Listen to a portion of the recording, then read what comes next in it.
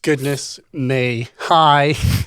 It's Mylar Melodies. I'm here in the GIF Music Synth Tech studio with Andy from Roland. Hi, how you doing? Nice to see you. Very well. I'm so much weller when I saw what you have in your little bag, Andy. Exactly. It was a pretty exciting bag opening moment. It was. That was quite the reveal. This is cool. And I look at this, and I think I join everyone who's watching this like, good grief. Like, I know what this looks like. Yeah, exactly. But this is like not quite what this looks like. It's like a modern reinterpretation. Is that fair to say? And so from a high level, what is the Juno-X? So the Juno-X is a modern Juno synthesizer. So if you're, for anyone who's watching who's not familiar with the Roland Juno synths, in 1982, so 40 years ago this year, we brought out a synthesizer called the Juno-X, followed it up the following year, 1983, with the Juno-60. This is my Juno-60, by the way. So she cool. came in to see us. Very nice of her to join us.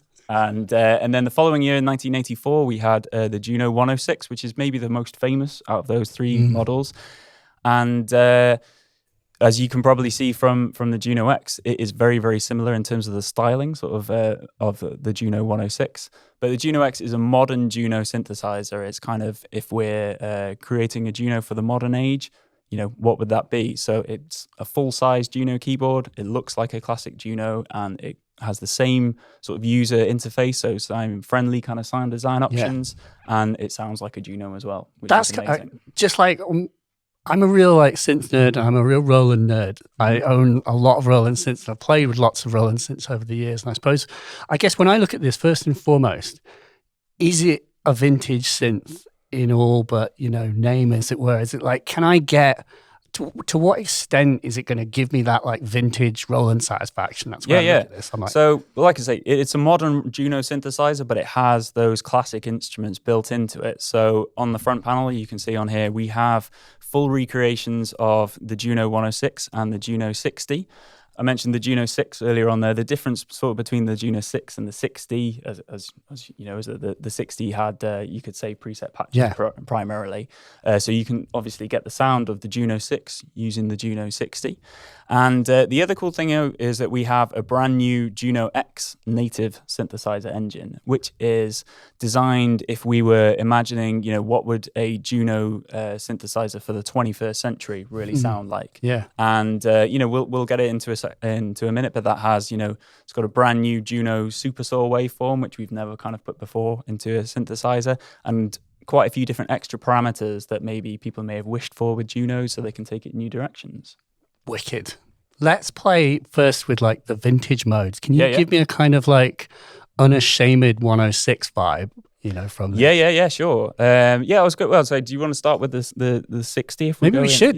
Should go historically. It's the one I'm the most familiar with, and I played with this very briefly, and I was definitely like hearing very familiar sounds, especially from like there's such particular aspects to the filter, you know. The Juno, the 60 sound is very stable, but the filter kind of is vocal and vowely, especially when you play chords with high resonance. There's a kind of like or wow kind of sound. I'd love to hear some of that. We'll come back to that I-O sound and things, because that's interesting. So this is a Juno 60 brass sound. So again, a lot of people the sort of at the time, because this was, before samplers, before sort of digital keyboards or anything like that, people were buying things like Juno keyboards to use them as sort of stage sounds. So a lot of the preset sounds were trying to mimic real instruments. So this is a brass sound. I'm going to drop the octave on there.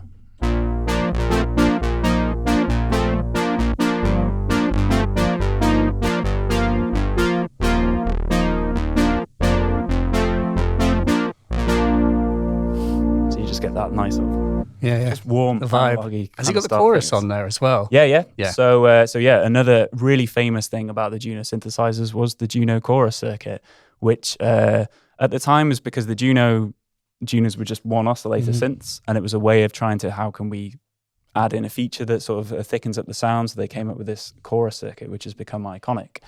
It was also famously very noisy, as I'm sure you're aware. And we have the noise. Oh, and we can thank goodness. Turn it off. Oh, wow. So if you want the noise, it's here, and we can control the level of it. Or if you don't, it does sound like the noise as well. Yeah. I'm very familiar with that.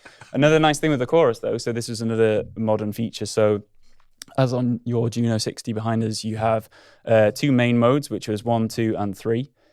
So the first one is without the chorus. Sort of sounds quite sort of thick. Can I push it? Yeah. Oh yeah.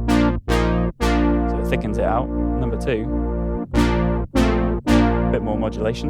And then 3. 3 is all buttons in. Yeah, which is the 2 buttons in on there. So it gives it kind of like combining the 2 together. But what we can do on the modern version is we can then stack these together as well. So you can have 1 and 3 together. Oh, wow. Or why don't we have 1, 2, and 3? If you really want to get some sort of wavy kind of... that sounds good. Yeah, which is really, really cool. And it's just a brilliant way of thickening up the sound straight away. Can you give us a kind of like long pad sound with like square wavy pads with a bit of sub-oscillator and like lots of resonance? Okay. Well, we'll start with this and we can tweak it as we go. Please. So this is... no, it's all right. So,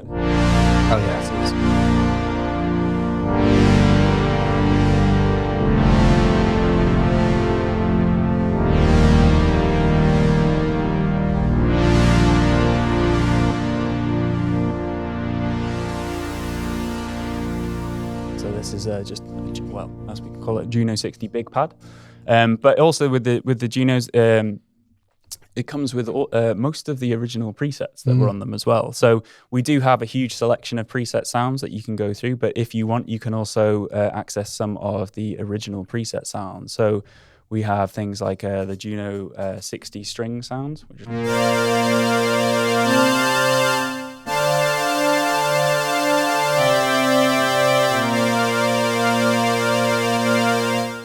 But we can also initialize sounds and create sounds from scratch as well. I'm hearing your synthwave love already. This is just a dream for you. It is. It's absolutely the synthwave dream. Because it's just, I live in a retro neon future. Of course you do. Well, we all do. That's hence the sign. Cool.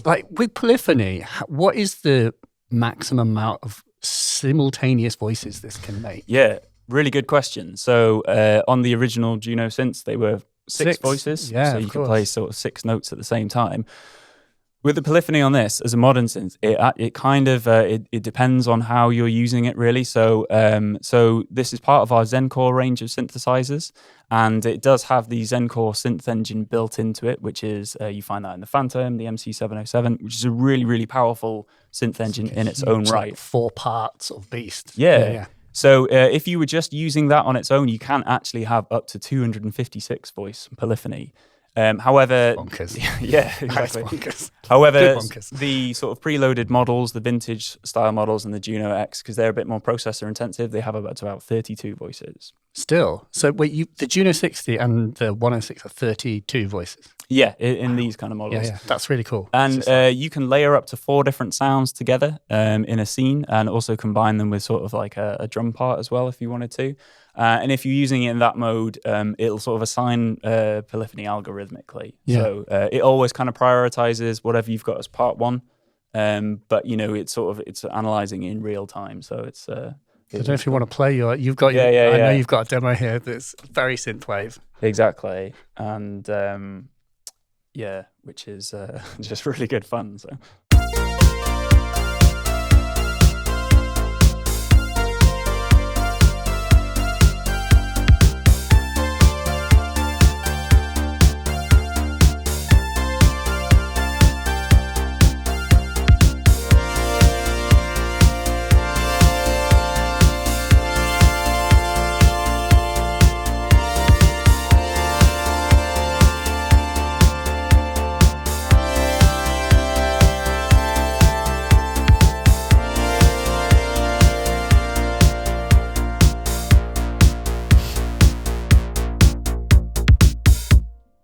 Nice. All day.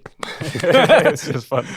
Neon Dreams, like, exactly. And so I was hearing an arpeggiator. Of course, that was always like, well, all Roland synths kind of, not all Roland synths have had arpeggiators, but, the arpeggiators and the Junos and certainly things like the sequencer and the 101, they become like part of the spirit. And what is can you talk a bit about the arpeggiator? Yeah. So in the Juno-X, we have a thing we call I-Arpeggio, which we have in our Jupiter-X synthesizer as well. And the I-Arpeggio, we can use it to do some very, with standard arpeggio things, which we can have a look in there. But it also does some very cool things where based on sort of some of the algorithms in there, it'll actually sort of generate different synth parts behind what you're playing based on kind of the input that you put in, which is pretty cool. So, but I mean, if we have a look at let me just find a sound for us to go through. So this is another preset sound from the Juno 60, which was the pizzicato kind of thing. So if we apply the arpeggiator to this, nice, so Juno, and we've got to tweak the panel.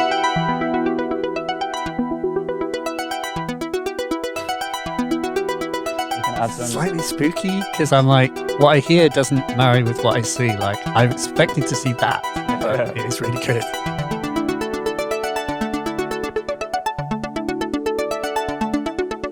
I love that sound. Yeah, I love that too. It's so nice.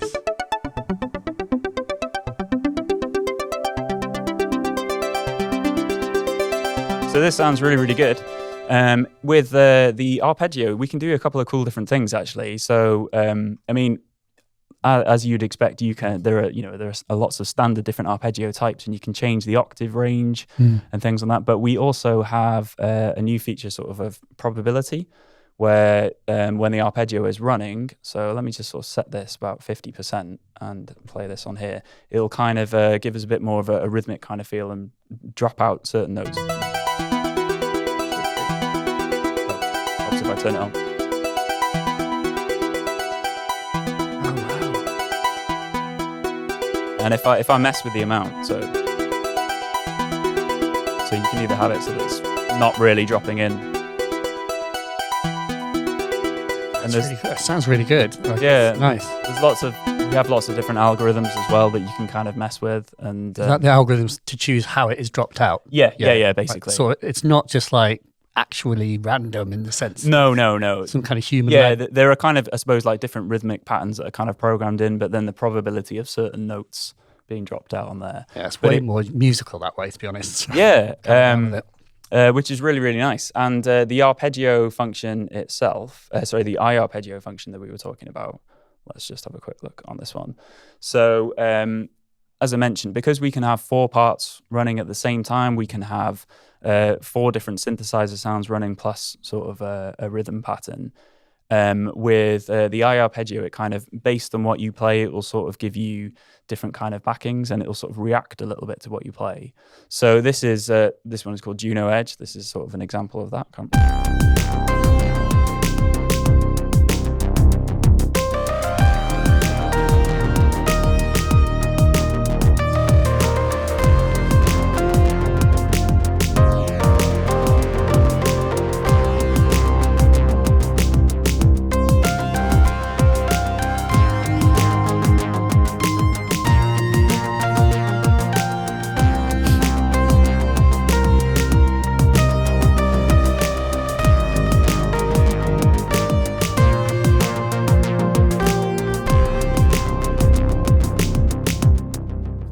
I'm sorry. I laughed because I was just in that moment. I just had a vision of being like a sort of American muscle car with like wireframe and kind of neon like streets. You can tell I love it. No, I know. Dreams. It's great. I'm totally down with it. It's great. It's it sounds amazing. So with the I-Arpeggio function, as I say, there are lots of different algorithms that you can play around with and mess, and it doesn't have to be things with drums. You can just use them to create sort of nice arpeggio backings and stuff behind it. We can play a couple more examples in a little bit or something. And I suppose that when I'm seeing that, I'm like, I get the sense that you come up with whole track ideas on this. So it's like, I don't know if you necessarily I mean, I guess you could use them live, but it's as much. I'm looking at this, literally thinking how I would use it, and it's like you can come up with a whole idea for a song, rather than being at your computer. You can do it on here. Yeah, exactly. The idea with the I-Arpeggio in particular is just to be something creatively inspiring. So as you know, sometimes when you sit down with an instrument, it could just be like a certain sound or something that you just catches your ear that was almost a bit accidental. That you think, oh, actually, I could do something with that, and it's really, really cool for that. You've got then the ability to like add in a few other sounds and get like a whole thing going. And plus you have speakers, which we were talking about before, and it's kind of like, it seems like it's a weird thing. I choose my words carefully. Do you know what I mean? It's like, I've got speakers, I've got headphones, but I think we were talking about the fact that, since with speakers, you can just sit down and just explore without a moment's notice. You can just sit down and turn them on and just start doing something. I think that's really valuable. Totally. It's quite a rare thing in modern synthesizers, like, as you say, for them to have speakers in. I think we should say as well, Roland, for people who don't know, in the 80s, did do versions of the Juno-106 with speakers, the HS60, yes, and the Juno-106S as well. Yeah.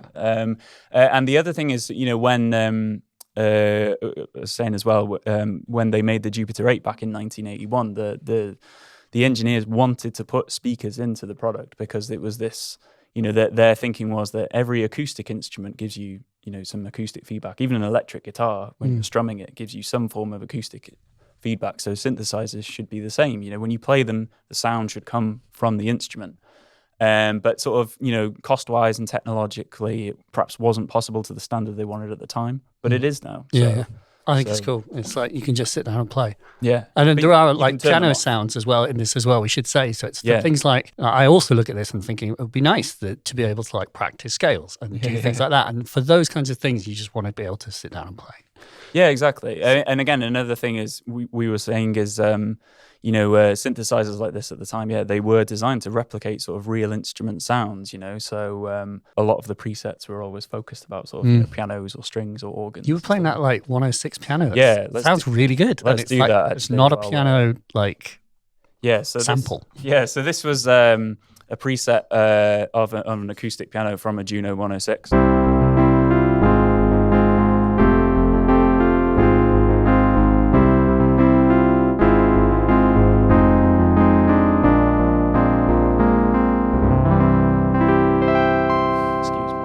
It's all right. No, it's a lot better than I can play.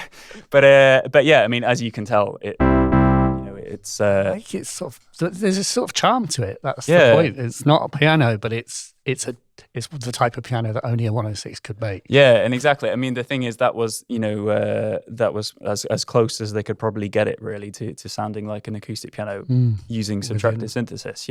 So, speaking of which, yes, why don't we make a sound? I'd like to just hear a little bit of kind of bass sound design and just pushing the voice around a little bit. Do you want to maybe start with the 106? Sure, yeah. So we can go between them. So let's just have all of our faders and sliders down. Pull everything down. These feel slightly larger than the ones on the 60, and I don't know, I'm not familiar enough with the 106. Are these actually different sized, or are they the same size as they Do you know what? I couldn't tell you. I'm not fortunate to own a 106. Yeah. And that wasn't a flex. No.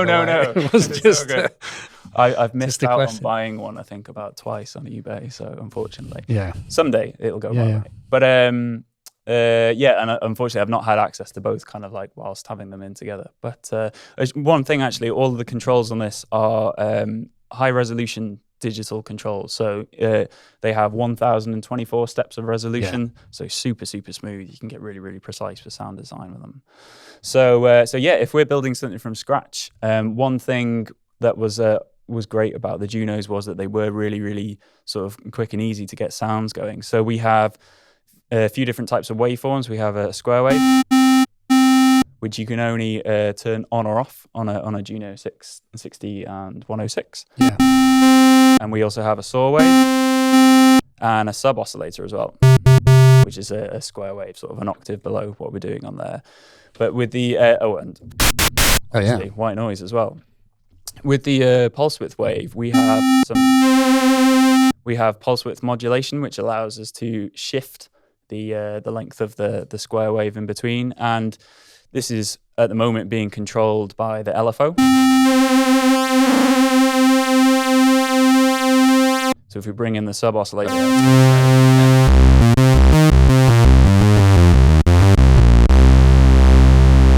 behind the chorus. Oh yeah, sounds amazing.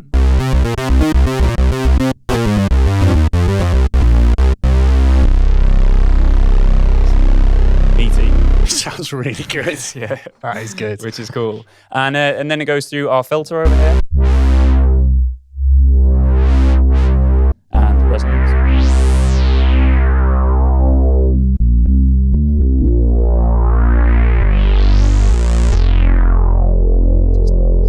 That just sounds really good. Please keep going. Yeah, please. And then we also have so our envelope over here. So there's two different ways that we can use it. So on the Juno synthesizer, a lot of modern synthesizers now have two envelopes. They have a separate one for the filter and the amp envelope. But the classic Junos, they just had one. So you could use it in two different ways, where it's working on both the filter and the amp envelope. And then you could also run it in gate mode, which is just gives you, well, I'll show you the example, gives you a played thing. So if we sort of, we can change this maybe into a bit of a pad sound. Let's take the sub oscillator out.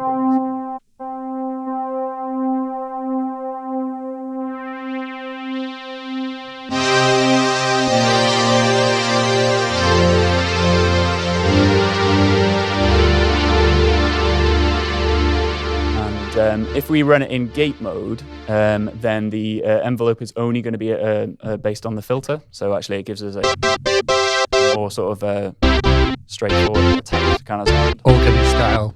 But then you've got your separate filters, so you can get some filter envelopes, so you can get some wub. Yeah, exactly. I think it was important to see how quickly you changed that from a bass sound into a string sound. It's like a really good example of like, what makes like the Junos were so popular for lots of different reasons, I'm sure. I mean, the sound, we were talking about this before, like sound is a huge part of it. It's just like a gorgeous sort of vibe to them. But it's the interface. It's that slider, like you can just go, and it's funny to say that like whilst I own a Juno 60, I can honestly say I've probably used the presets like once. Oh, really? Okay. Because I just have it in manual mode because it's quicker to just get the sound you want by just finding it on there.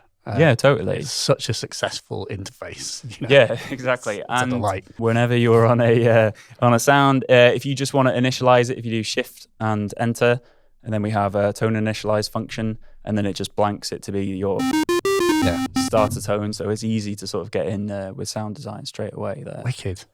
So what about the Juno 60 voice? How would you say it is different to the 106? So the major differences between the 106 is it had a different filter and a different kind of oscillator. So I think the easiest way to hear it is actually in the sub oscillator. I think it's quite sort of a little bit more. It's a discrete filter in the Juno 60, isn't it? And it was the I think so, yeah. BA whatever 665. We'll get the number wrong, which is annoying. So please leave a comment down below to correct on the. There's a really good webpage actually that talks about all the separate filter modules. What is interesting to note as a real like nerd point is that a lot of Roland synths share a common filter chip. So like I believe it is the same chip that's used in the 106 that is in the 101. Oh, okay. I think that's right, but they sound so different, and it's so much is like the oscillators, the mixer, the gain staging.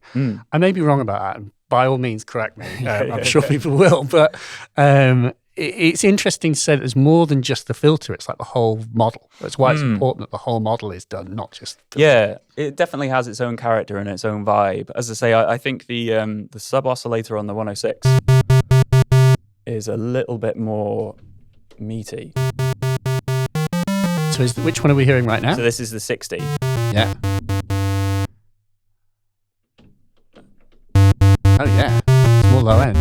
Yeah, and which maybe this is a good segue into talking about the 106. I mean I think one of the with the bass end on the 106, I think the high pass filter is really underrated because it sort of gives you this. So here's like a house bass sound. When I'm using the high pass filter just on mode 1, if I put it off, I feel like it's almost a little bit too much, kind of like on the thing. Is it right that there's a bass boost on the 106 that's taken off when you go to step 1? Yeah, it definitely feels like it sort of like loses something from the shelf. Because it's definitely sounding like there's way more low end weight in the 106 versus the 60. But I do think the 60 is incredible for bass. It's just maybe in a different way. Yeah, it doesn't have. Well, I mean, curve. so the 106, really popular for things like kind of house and techno and stuff in the 90s. Yeah. So we can have this kind of typical like house kind of sound. And I've got someone get me a 707 right now. Come on. Actually, do you have 707 sounds in it? Yeah. Oh goodness me. There you go. And using the step edit, I programmed a little arpeggio here for this so I can tweak the filter. 90s again. I'm very pleased. This chord shouldn't work with this as well, but somehow it sounds. It does, but it's like, music theory should be thrown out the window when it comes to making house and techno. Yeah. Whatever sounds feels right. This is also maybe an interesting point. We have expanded filter ranges, filter types, on this. So we have 3 different types of classic filter, actually. So we have the Roland filter. So this is the Roland one that was used in the Juno 106. And obviously, are we talking, by the way, about the Juno-X model right now? No, this is the 106. This is the 106 model. Yeah, so you can change the filter. You can change the filter type with it. Okay, cool. And then we also have a M-style filter, which is based on a judiciously used a vintage mnemonic there. I see. That is slightly different kind of character. And then we have a bit more resonance just to sort of hear it really. Oh yeah. Compare that to the Roland one. There's kind of different characters to them. And then we also have an S-style filter. It's a little bit less aggressive. It just means you can add kind of like different flavors and things to. I think this is really unprecedented, but quite cool. I think is the thing. I mean, certainly the M brand has used other filters in their flagship synthesizer. So I think we live in this wonderful, gorgeous world where everything is possible. Exactly. And we talked about techno, so we need to do something with that as well. Certainly. I think. Let's go.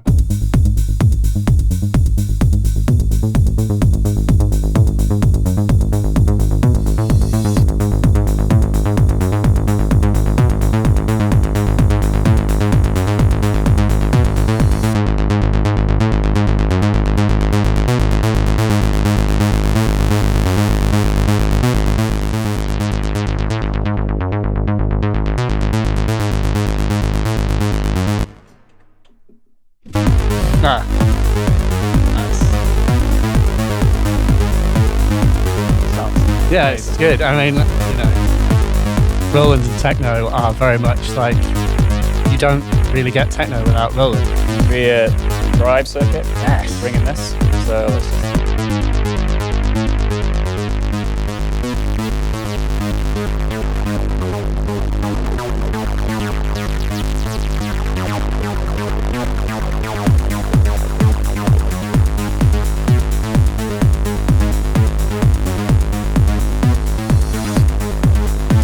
Again, all day. Nice. Oh yeah. We were talking before. I was reminded that when you were messing with the drive, that like Daft Punk famously used the 106 for like Homeworks albums. Like a lot of those really like that wah wah wah wah sound is a 106 through a distortion pedal. Yeah. Drive pedal, which I can't. I think it is the DS1. Could again, well be, yeah. Please correct me. Yeah. Maybe those two are technical. Using the bender to like go wow, to like go up, down. Oh, yeah. I mean, that's a good point as well.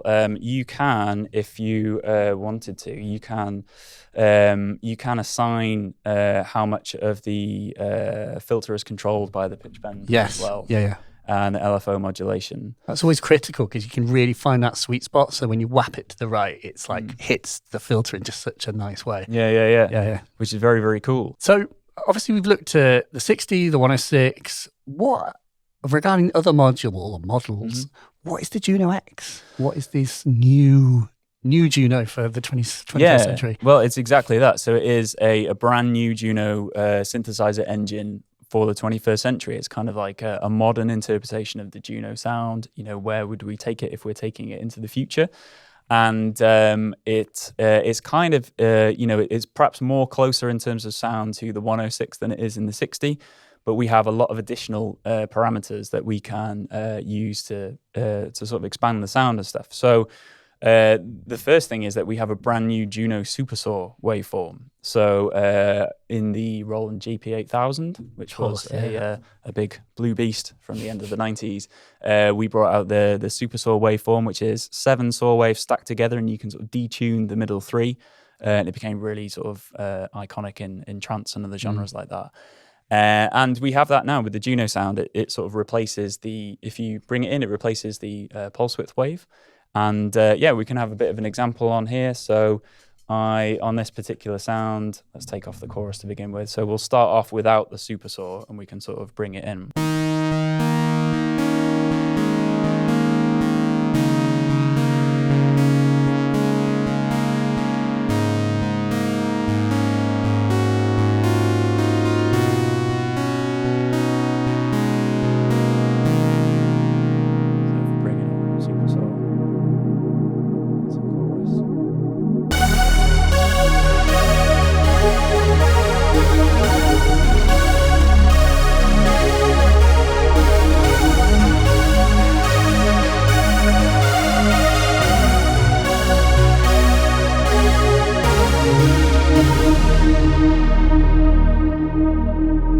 Sounds really good. Yeah. That's amazing. And I'm in a big room. Exactly. Yeah. And it just means that, I mean, as I say, the Junos were famous for their pad sounds, but using the supersaw, we can get some, different flavors of pads,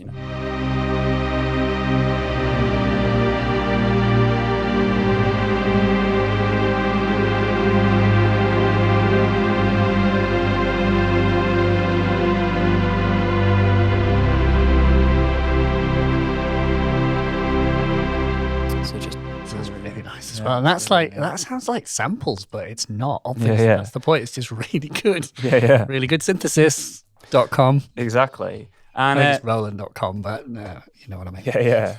So, but the cool thing is with sort of the, because of this, we can just get lots of kind of like different flavors, and particularly, if we're sort of late, this is using a couple of sort of two Juno-X sounds together. So one that's a bit of a pad and one that's a bit more pluck, just that. Background, like.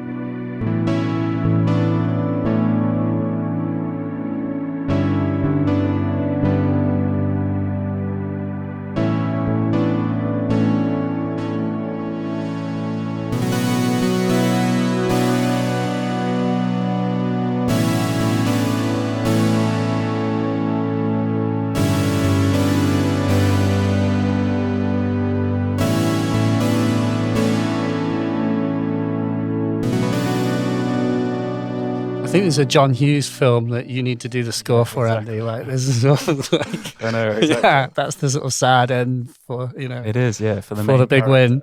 Yeah, exactly. That sounds, so it's, this multi-timbral aspect is kind of, I think it's my own failing as I think about it. I'm like, it's for having lots of parts sounding separately, so making the same sound at the same time, but separate sounds. But of course it's layering, Yeah. And that idea that you can have multiple Junos.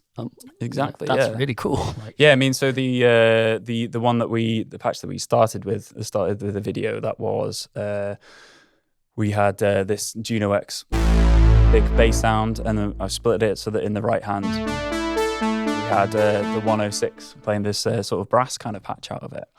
And yeah, as I say, because you can layer up to 4 different synth tones at once, and you can add in a bit of a rhythm part as well using the step edit, you can actually get some really, really cool different flavors out of sounds and things. Now, what about the XV5080? Because that's quite a... Yeah. So the XV5080 is a sort of rack-mounted sound module that Roland made. Is it 2U or was it 3? I can't remember. It was like the 1U one, but of course it was sort of it was like the more modern version of like the JV1080, 2080. Yeah. Which were these kind of like, which feel like the genesis of like the Zen-Core Pro engine, where it's, you've got 4 parts.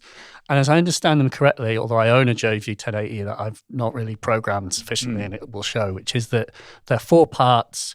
There's kind of wavetables in them, and there's kind of like analog modeled filters. Yeah. And then lots of envelopes and lots of LFOs. Yeah. So it's kind of this wavetable world. In a way, it kind of so like the D50 from 1987 kind of, I think, brought out some of this. We use this thing called linear arithmetic synthesis, or LAR, which is where the very, very, very first part of the sound was a sample, because memory was so expensive back then.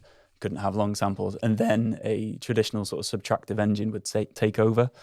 And then through the JV1080 and the XV5080, this has kind of been expanded on, where you have sort of longer samples making the sounds, but as you say, traditional subtractive synth techniques in it as well. It gives you about kind of like 2,000 different sounds, really, and one real advantage about this is that you can. It's just great for layering things together. So let me. Again, it's like another synthwave thing. It's like there's definitely a thing here. It's my jam. I'm totally fine with it. So on this particular sound, I have this kind of using the Juno-60, and then I also have layered it with this kind of bells tone from. Suddenly feel like I'm in a labyrinth soundtrack. Exactly. Yeah, exactly. It's like a Fantasia patch from the XV5080. And then I have my synth bass part, and then we have another thing on there, so we can.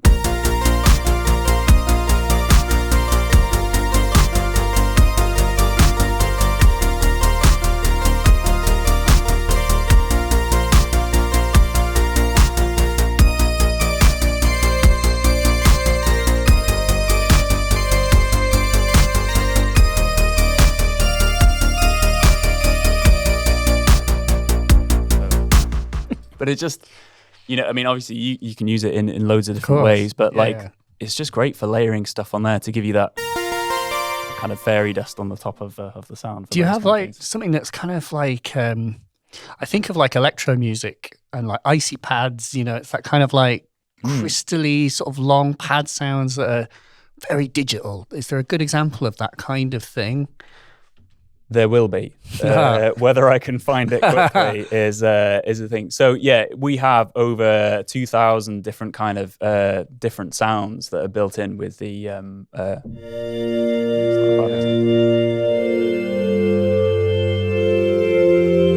very good example.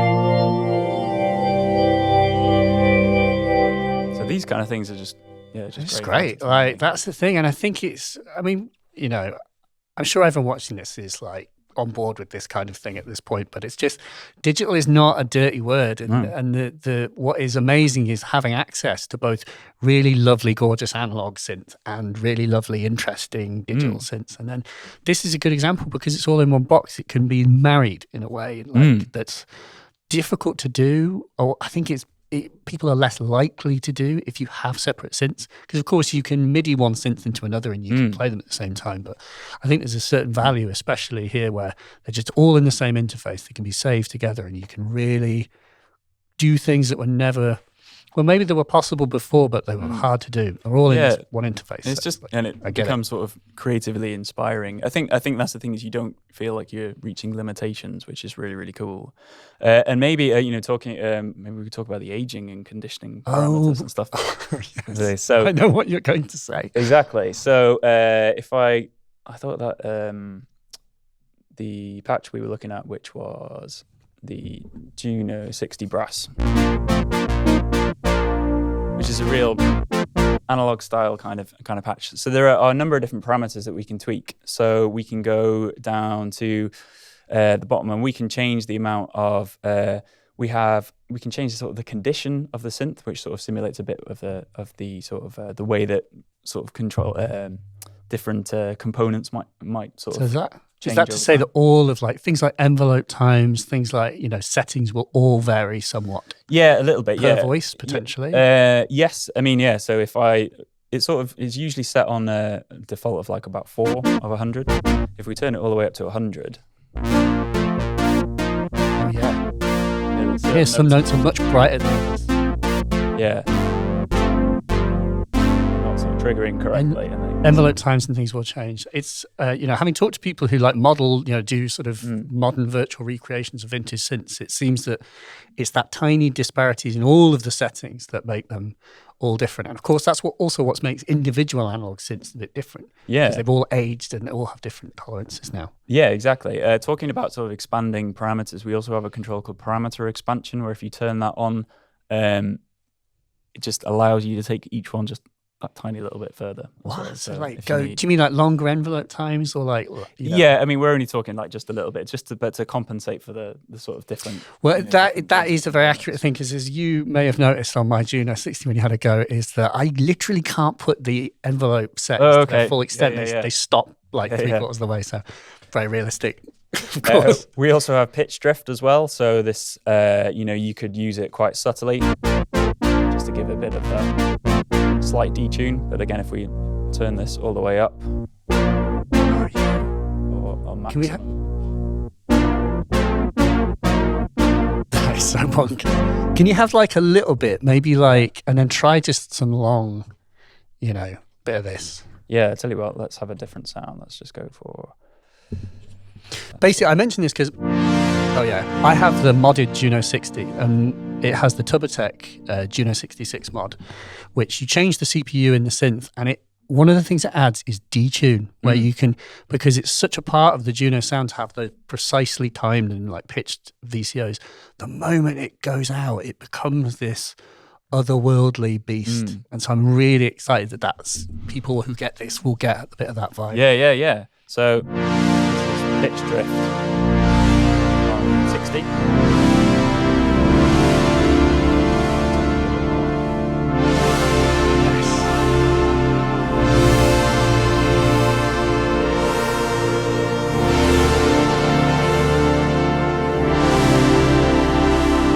That's the triumphant end of the John Hughes film, I think, just then.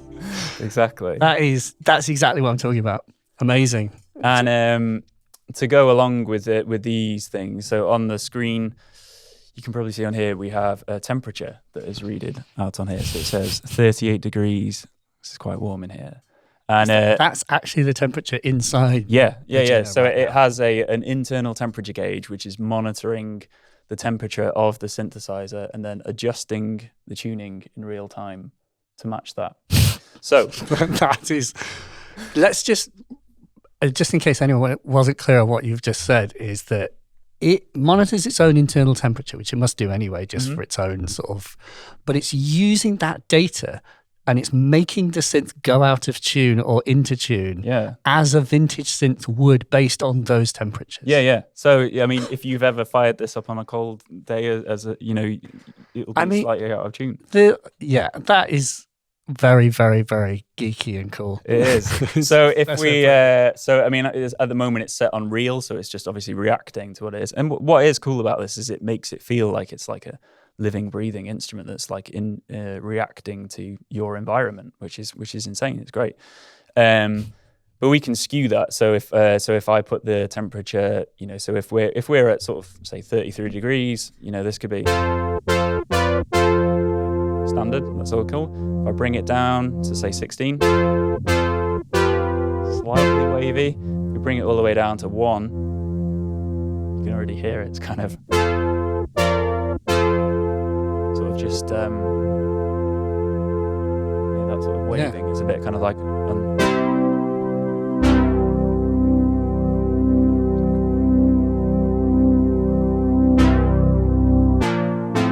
why is it? Yeah, it's like it's like I'm thinking of like the art world. It's like a sort of site dependent thing where it's, you know, it can, depending on where you play, it will change the sound of the instrument. Yeah. Depending on the environment, which is bonkers. And Yeah. that's how it is. I mean, I played in a church once, and we had a CR78, and I remember the tempo was different. I like went, and it was just like, whoa, that's not right. And I was like, it was cold. Yeah. And it does change things in sort of unpredictable, fun ways. It certainly does. So it's as I say, it's a great thing that it's if you like I say, it makes the synth feel like it's alive a little bit and it's reacting to your environment and stuff. But you can, you know, you can fix it on certain temperatures. You know, you can skew it for certain things if you want those. You kind can of turn like it all off. Yeah. Course, Yeah. If you don't want any of that. If someone's saying, you know, someone's like, no, technology's improved, I want complete accurate stability, that's fine. Turn it off as well, which is great. A couple of quick things as well to mention. In the Juno-X engine, as I say, we have a lot of different kind of parameters. So certain things that are so I mentioned about the super saw.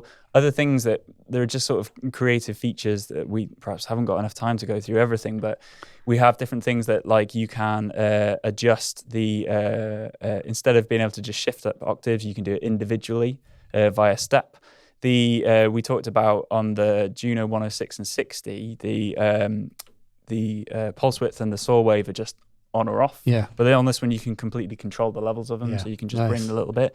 You can even do little things with the sub oscillator. You can flip the phase of the sub oscillator as well to get some different flavors of what's going on. So some really cool possibilities that perhaps weren't possible before, including as well. We can't not show this as well. Is you have a pitch envelope, which means that we can get the classic Alpha Juno Hoover sound. Charlie says we absolutely should hear that. Amazing. Which is really, really cool. I love it.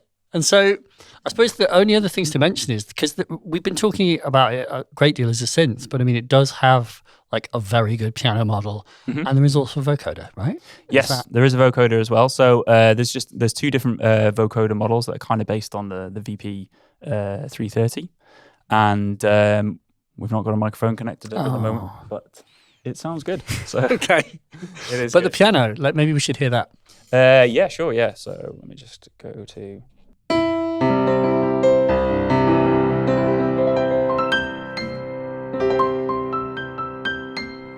So it sounds really nice. Nice. It's like, yeah. And it makes sense. It's just, these were supposed to originally be like sort of stage instruments as much as studio instruments. So it's sort of, I get it totally thematically. And of course, then you can presumably blend piano with synth as well. Totally. So you can layer things together. So if so in this particular thing now here, if we wanted to, I could go to my second part, and I could say have this Juno 106 pad. And layer this with the piano sound, and sort of still have control over the synthesizer part in the background of it. You can apply some delay.